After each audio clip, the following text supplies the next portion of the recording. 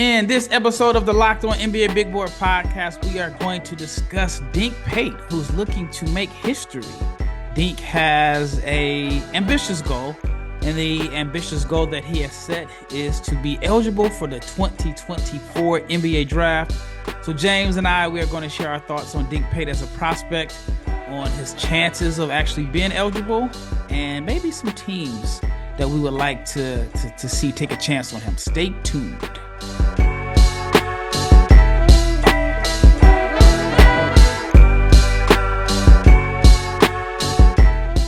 Big shout out to each and every person that has made the Locked On NBA Big Board podcast your first listen of the day. I am your host, Rafael Barlowe, the director of scouting for NBA Big Board.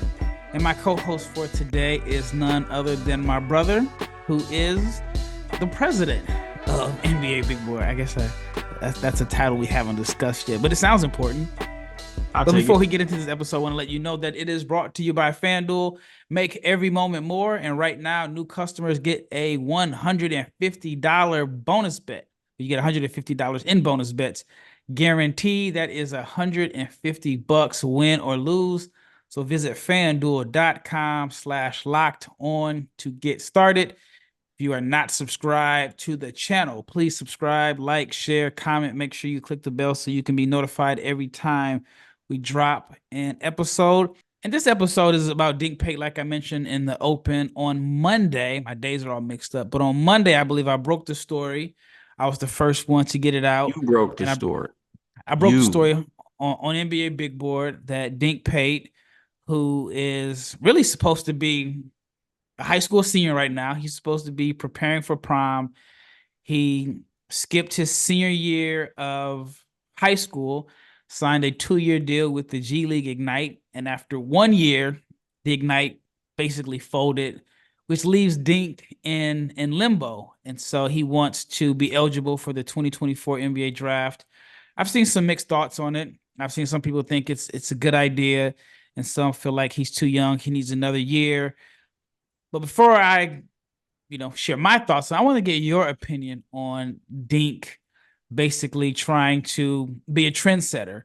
What are your thoughts on it? And do you think if he's granted a waiver, do you think that's going to open the floodgates for others to follow? Or do you think his situation is unique and special that they may grant him a waiver, but nobody else is going to be able to do it? I don't think there should be anyone able to follow him because he is basically the only person in that situation. Like, he signed a 2-year deal with the Ignite, and his reach or his hands, like the Ignite program isn't active anymore. So like, I don't feel like he should not test. I think that's like the right move, because again, all they can say is no. But I don't think that it's going to open up any floodgates, because it was like a particular situation. And in my eyes, the NBA was supposed to take care of him in this situation. And I'm assuming he didn't have a heads up signing the contract at 17 that the program could eventually fold, because again, he probably wouldn't have signed the contract to play. So I would love to see him in the draft. I would love the NBA to, I guess, do right by him and make an exception for the young man, because again, he believed in the program. He sacrificed his, collegiate eligibility to sign up for the Ignite program, and here we are today. Yeah, I've talked to multiple people about it, and they're just like, you know what? If it were Cooper Flagg or AJ DeBonster, they wouldn't have shut it down. But they believe in Dink enough to sign him to a 2-year deal. Especially, I heard he got some pretty good money, but not believing him enough to try to build around it. Because in reality, it's kind of like, well, in my opinion, I feel like if the Ignite weren't 2-34 or whatever their record was, they wouldn't have shut it down. And I get there's some financial issues behind it, but if they would have had a successful season as far as record wise, I don't think they would have shut it down. We did a whole episode on that, I guess 2 or 3 weeks ago, and we actually talked about Dink. We came up with a bunch of different scenarios, but I think he's in a very, very interesting situation. I do think that he should at least be able to be eligible for this draft. Let him go through the combine, let him go through workouts and so on. And then if the player committee or the committee that basically gives feedback says that he needs to go back to school, or not Mm, necessarily school, but they feel like he's not ready, that's fine. But at least give him the opportunity to work out in front of NBA teams, because this situation that he's in, it's not like it was a mistake on his part. This right. was totally the league deciding to shut it down. So, like I said, I think it's good that he's trying to test the waters and see if they can come up with something. I don't know if it will happen, but what do you think about him as a prospect overall? Well, if he somehow does get a waiver, I legit think you have to look at him with a top 10 pick, especially in this draft. I mean, you look at his size, his passing ability. I know that there are a lot of times we float out point guard for 6'8" dudes who can handle, but like he's really like a point guard. Yeah. And like I think that, if he somehow does get the waiver, I risk it. I would risk a top 10 pick on him because you got to think about he just turned 18. He has a bunch of skills. I know he started off slowly. He was coming off an injury early on in the G League, but like the talent is there. And you get him a year earlier than what he would come out of the draft. Like that's another year of NBA development. And again, it's a wide open draft. You know, I've seen hundreds of big boards. I've seen guys go top 15 and be 40 on another big board. So like I would definitely roll the dice on the 18-year-old 6'8" point guard. Yeah, I would. And actually, I want to go back and explain why he's not eligible for the draft, because the NBA early entrant rule requires players to be at least 19 years old or 1 year removed from high school graduation. So you have to be 19 years old in the calendar year. You have to turn 19 in the calendar year of your rookie year. So Dink has the part down where he is 1 year removed from high school because he doubled up on his courses and he graduated a year early. So that part is fine. Hmm. But he just turned 18 in March.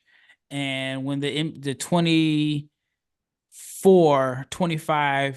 NBA season starts, he will still only be 18.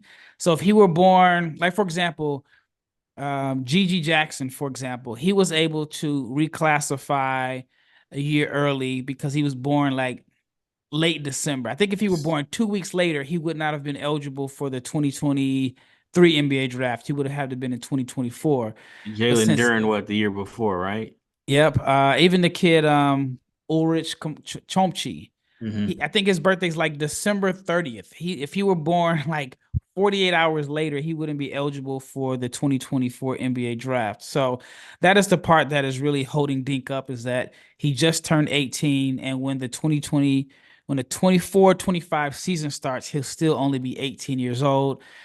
And that was basically the rule that was set in like 2020, I mean, sorry, 2005, that impacted the 20, I'm sorry, I get my years mixed up, that impacted the 2006 draft. That's when they started the one and done. So it was basically implemented in 2006. NBA teams wanted it because it gives them an extra year, it gave them an extra year to evaluate potential prospects. Hmm. But I feel like in this case, why I think the exception should be granted to him is because they did have a year to watch him play professionally. Now, it wasn't a full year because he had some injuries, Right. but I mean, it's not like he was in high school and they didn't see him. Right. They had a chance to watch him. I think the Ignite is probably one of the most scouted teams in the league this year. So in Should his have what, three or four situation, first round picks, right? Yeah, why not? I mean, you yeah, saw him, like you said. And and again, this isn't, no disrespect to anybody. This isn't Kwame Brown playing high school basketball in Georgia, right? Like this is Dink in the G League, you know? So an exception, just it makes perfect sense. yeah, no, I totally agree. All right, when we return, want to go a little bit more into detail about Dink as a prospect. I know a lot of people probably didn't watch a lot of G League games, and if you were probably watching Ron Holland or Matas Bazelis, and then Dink came on strong at the end. So we'll talk about him as a prospect. Talk about what we like about his game, what we like to see him improve. Stay tuned. All right, before we get into the second segment, I have a question for you. I want to know, are you the kind of driver that likes to push things a little further? Do you ever wonder what adventure could be around the next corner? Well, our friends at Nissan have a lineup of SUVs with the capabilities to take your adventure to the next level. First, I want to talk about the 2024 Nissan Rogue. It is perfect for city drives and great escapes. It has class executive Google built in, which is always updating, and it's basically like your personal assistant for almost anything. Gone are the days where you have to connect your phone with Google Assistant. You got Google Maps in the Google Play Store, built right into the 12.3-inch HD touchscreen infotainment system. And the 2024 Nissan Rogue is the perfect mid-size crossover for your next adventure.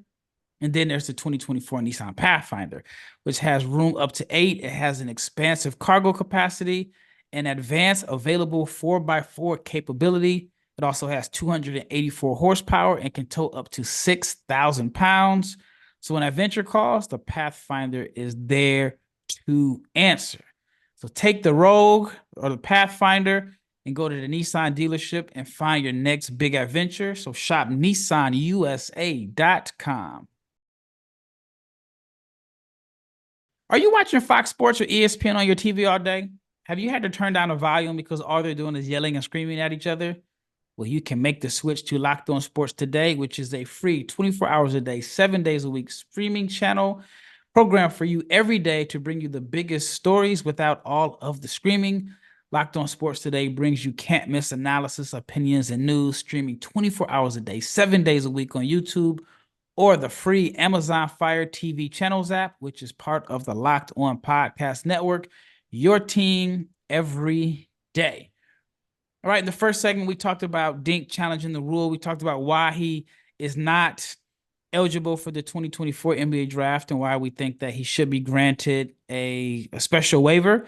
But let's talk about him as a prospect. You kind of hinted that you like him. You would use a top 10 pick on him. He's a 6'8" point guard, and he's really a point guard, like you said. He's not a 6'8" wing. Like, for example, like I'm doing some research or, just writing some stuff on the 2024 NBA draft. And I look at like Stephon Castle. I think Stephon Castle is a guy that if you play him on the wing, he has advanced instincts and passing and court vision and handle for a wing.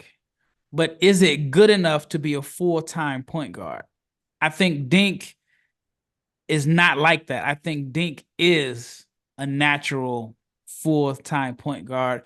And just from the games that I saw, and I had a chance to watch him play a couple times in person with the Ignite, I thought he was the only player on the Ignite team that was looking to like feed teammates. I felt like it was a lot of selfish play. I thought their guard play wasn't the best. And I thought guys like Ethan Almanza actually benefited from playing, and Tyler Smith benefited from playing with Pate just because he is a pass first guy. He makes different reads, and he was, how can I say this? He was just the best playmaker on the team, in my opinion, by a long shot. At 17 at the time. At 17, yes, he just turned 18 in March. So like I said, I think he's a natural point guard. I think the next step for him, even if he does decide to return to the G League for next year, is finding a team that believes in him as a point guard and not a wing. And I think the G League can be similar to like college basketball, even high school. If you are like the best playmaker on the team, they usually have a couple guards on the team that are good at 5'10", 5'11", and you got to put them in a starting lineup. So you end up playing the guy that is the better playmaker. You end up playing him at the wing because you need to start these smaller guards. So we talked about it in a past episode, like if he played for the Legends this year, Texas Legends that is, he probably would have had to play with Brandon Williams, who's on the two-way, Jelly Walker. So he may not have had the opportunity to fully play point guard. So I think that's going to be huge for him if he ends up not winning his waiver and he has to go back to the G League or even go to Australia. But I think he more than likely stays stateside. But just give me your a deeper dive on your personal scouting report on Dink Pate and why you would take him in the top 10. I know you touched on the first segment, but I need a little more. So, I mean, let's state the obvious. He's a legit 6'8", Yep. right? 6'8" point guard, like you mentioned, pass first. The what I've seen on film and what I've seen in person is that when he rebounds the ball and pushes the ball up the court, great things happen. So like he has like legit vision in transition. No look passes he was throwing when we got to see him down here in Texas. I forget what team they played against. Was it South Bay or the Mad Ants? He got loose. I think he had a 20-point game, but it's like he's a legit point guard. And there are things he needs to work on, but I don't think that his flaws are any more glaring than anyone else's flaws in this draft if he were able to get a waiver. Yeah. So No, like we know he did go ahead. I was gonna say no, no. I definitely agree.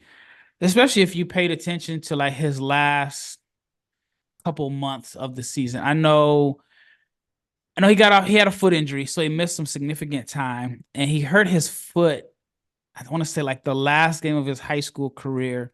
So he basically missed all summer, all fall, was rehabbing, and so he was rusty. So he literally made the jump from like high school junior to professional without a summer or fall in between to like really work on his game. So he got off to a slower start, but in February he had.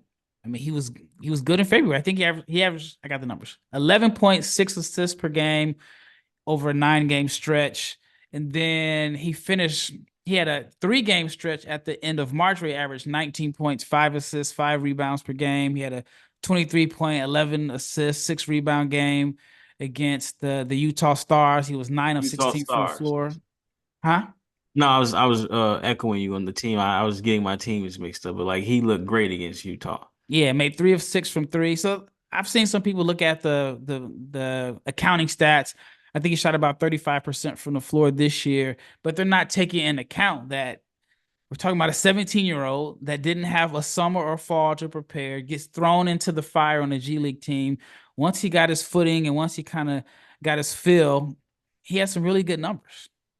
Let me throw this in about the shooting splits. They weren't good, right? But how I try to evaluate point guards as much as it is your splits, to me, it's what kind of shots are you taking.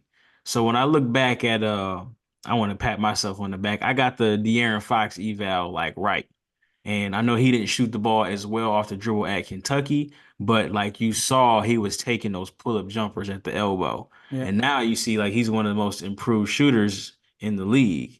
And like to me right now, Dink takes the correct jump shots. You know what I'm saying? Like he's not Mhm. overdriving. Even at 6'8", and a good athlete, he's not overdriving. So like he takes those pull-ups towards the end of the year when he started to really catch his rhythm, like they were setting the screen and then the opponent was going underneath the initial screen and on the rescreen he'd get into about a 18-foot jump shot and he was making them. And then like he shoots the ball with confidence too. So like, I mean, we know he's in the gym, he works hard. So the shooting is a concern, but when you watch the tape, you want to see what kind of shots guys are taking, and he's taking the right shots. And again, this is no like disrespect, but like when I watch Stefan Castle, like there are times where he just won't shoot the ball. You know Yeah. what I'm saying? Or I And think like, as the season went on, he got a little bit comfortable, but yes. maybe like in January Oh no, and he wouldn't look at February, the he rim. wasn't he wasn't taking those shots And that he was maybe taking. that was coached. Maybe they're like, look, man, you're gonna go wherever you're gonna go. You don't have to prove to anybody that you can shoot. Your opportunities will come. But I just feel like Dink takes the right shots. And again, it's gonna come down to his work ethic.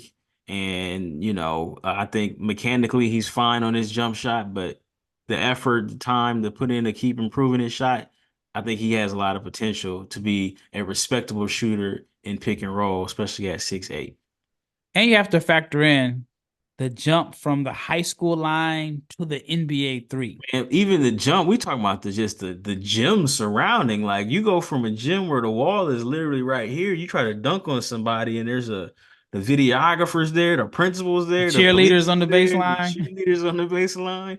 And then you go to like an arena. I know these aren't like huge arenas, but like They that the the one they depth, play in, the one they play in yeah, is the one they play in, but yeah. like the depth perception that you have to adjust to, like that's a big difference. And for him to not even to get a summer to like work out because he was hurt, I mean, there are so many different factors leading to him becoming a better shooter. Yeah, no, I agree 100%. All right, this last segment, we're going to talk about why you would take him as a top 10 pick. And then we're going to talk a little bit about what you would like to see him add to his game and improve on that will help him maximize his immense potential. But let's talk about FanDuel because it is playoff time and the NBA and NHL and baseball is in full swing. And FanDuel is the place to place your bet on every game. Right now, new customers get $150 in bonus bets guaranteed. That's 150 bucks, win or lose. So bet on everything from slap shots to home runs to slam dunks. It is all on the app, which is safe, secure, and easy to use. So what are you waiting for? Visit fanduel.com/locked on and make your first bet an automatic win. FanDuel, America's #1 sportsbook. All right, you mentioned you would select or you would use a top 10 pick on Dink in this draft, and I'm with you. I'm totally with you. We're talking about a guy who played professionally at 17. And just from what I saw from him in February and March alone on the G League with the Ignite before they shut down.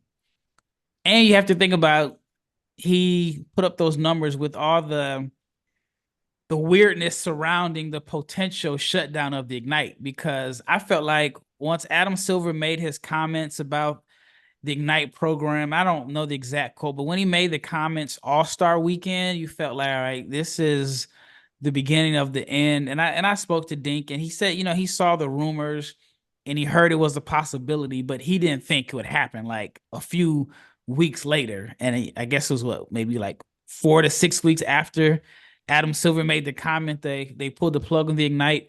So he was playing well despite the uncertainty. Like I said, in February he had a good month. You saw what he was capable of in March.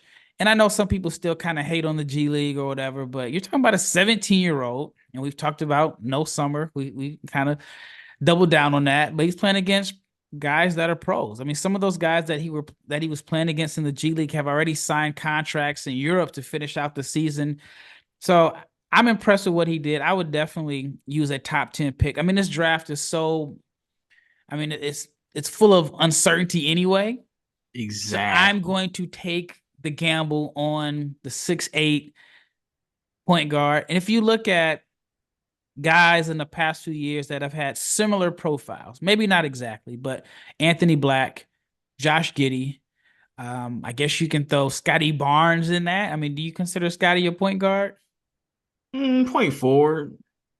I Yeah, think, he initiated offense a lot. I mean, yeah, why not? yeah.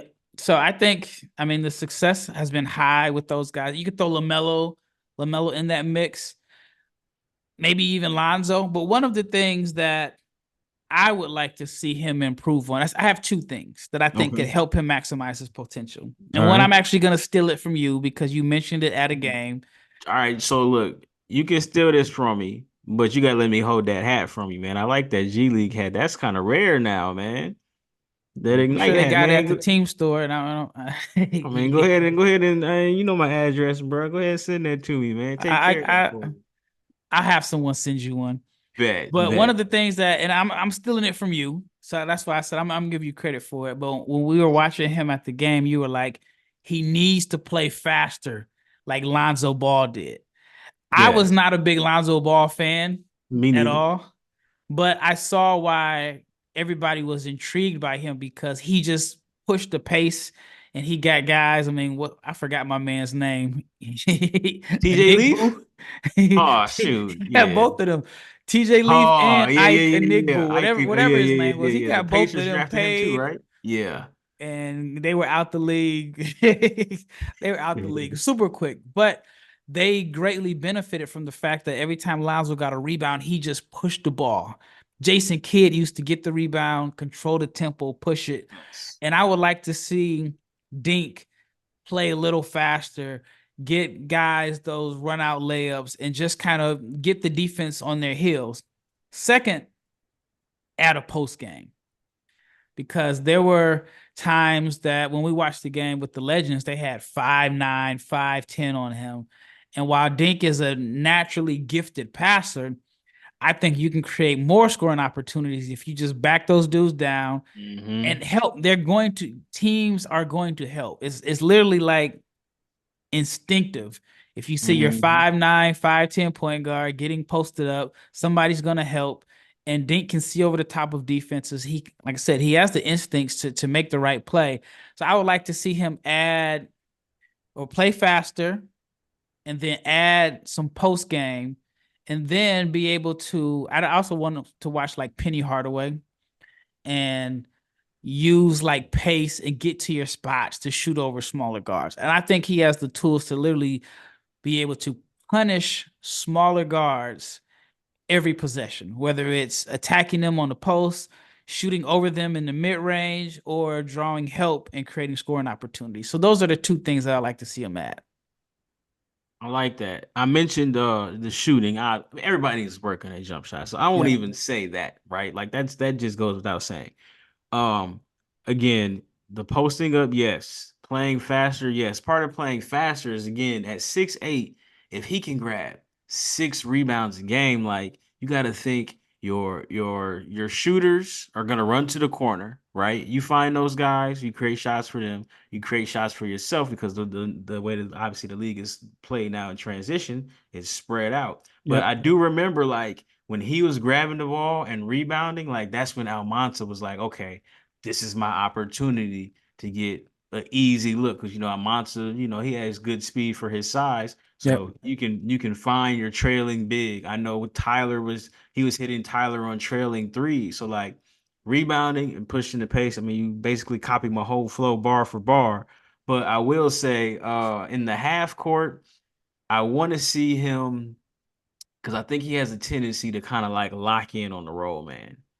Right? All right. I want to add to that though. Go ahead. I think on one hand, I get exactly what you were saying. I About do think locking he in the does roll, have a man. tendency to lock in on the road man, but I think his intentions were I need to feed these guys because I feel like Tyler Smith, that is, rarely got the ball on the roll unless Dink Right. was in the game. And then I also feel like he knew Ethan Almonte, that is, his game is heavily reliant on someone feeding him the ball. So I think Mhm. that he was very intentional in getting those guys to ball. So I think the intentions were right, but I would like to, based off what I think you're trying to say, is keep that same intention, but also kind of look them off Keep and the defense create. honest. Keep Yeah, every defender engaged is yeah, what I'm saying. yeah, So like if he comes off that middle pick and roll and they tilt over, that corner guy helps out. Like that's what it's hard to be Luca, right? But that's what makes defending Luca so hard to do because at 6'7", he sees everything. I don't expect you to be making those behind the back passes, whatever crazy stuff Luca got going on, but like he sees everything. So if he comes off that screen, right?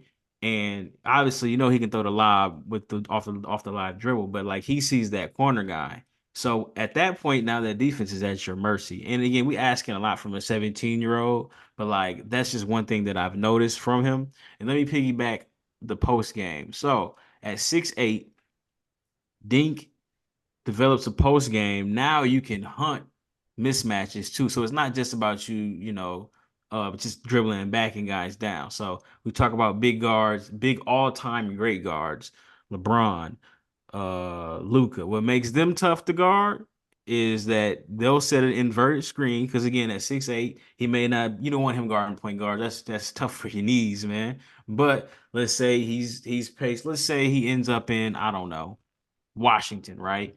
And you can have Jordan Poole screen for him. You have that inverted screen, and now the defender that was guarding Poole is guarding him, who may end up being 6'3". So now Dink can back him down, and then you're in trouble. So yep. it's like post game. play faster in transition, and keep the defense honest in pick and roll, I think you are looking at a very, very talented young man.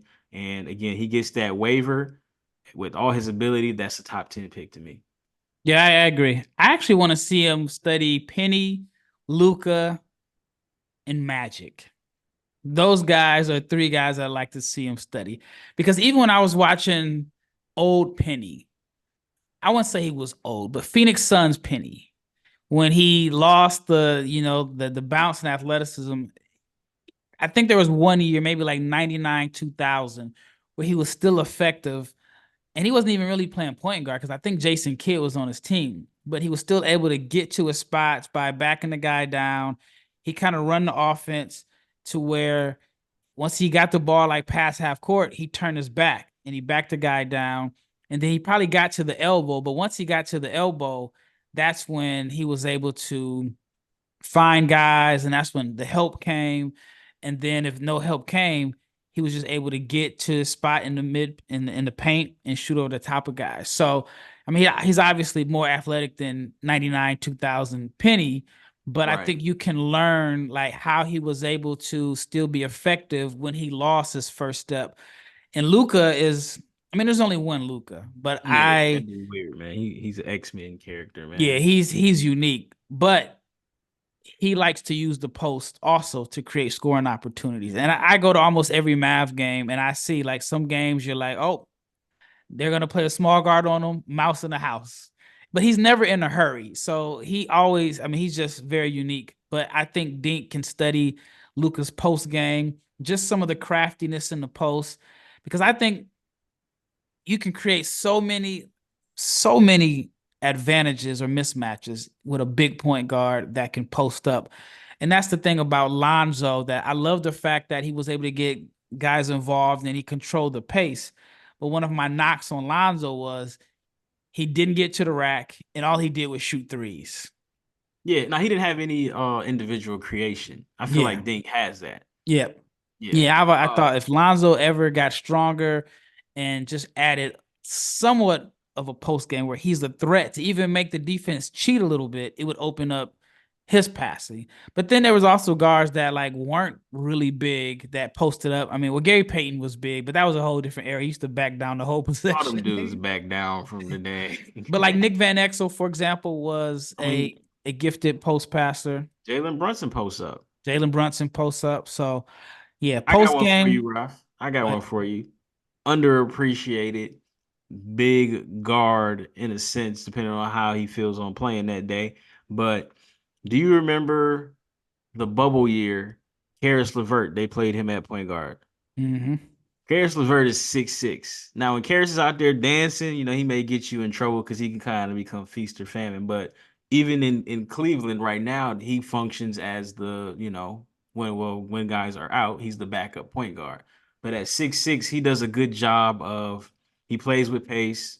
He's a good enough passer where I mean he's not Luca, obviously, but like he's got great 2 feet game in the paint, right? Yeah. So I think that's something that Dink could borrow from. And again, like he's Dink is probably a better natural passer than Karras, but like his 2 foot game where he may shoot these floaters or he's got turnaround jumpers in the paint, but also he has the thing where he has the ability to hit the big in the dunker spot when the help side big steps up. So there's guys he can like take from who played today without it being like, I mean, old school Magic Johnson who was just back down, back down, back down. But no, I just feel like, he can take from a lot of guys and just the what did Michael Jordan say? The roof is the ceiling, man. Yep, no, I agree. Well, that wraps up this episode. We just did a full episode on Dink Pate, who is looking to make history or at least challenge the NBA's early entrant rule. Again, Pate signed a 2-year deal with the G League Ignite, but the program folded after 1 year, leaving him in limbo. So I want to ask you, the audience, what should Dink Pate do in your opinion? Do you think he should get a special waiver, try to go back to college? Do you think he should stay in the G League? Do you think he should try the NBL or do the European option similar to Brandon Jennings a few years back? What do you think Dink Pate should do? Once again, it's Rafael Barlowe with my brother James. We are out. James is actually on his way to the Adidas tournament or 3SSB, doing some scouting for. Cover up this Nike shirt real quick. Doing some scouting for, maybe 2026 NBA draft. And I'm actually headed to the Nike Hoop Summit so I can see some of the top players. This is probably going to be one of the best Nike Hoop Summit games in a long time. But once again, it's Rafael, my brother James, and we are out of here.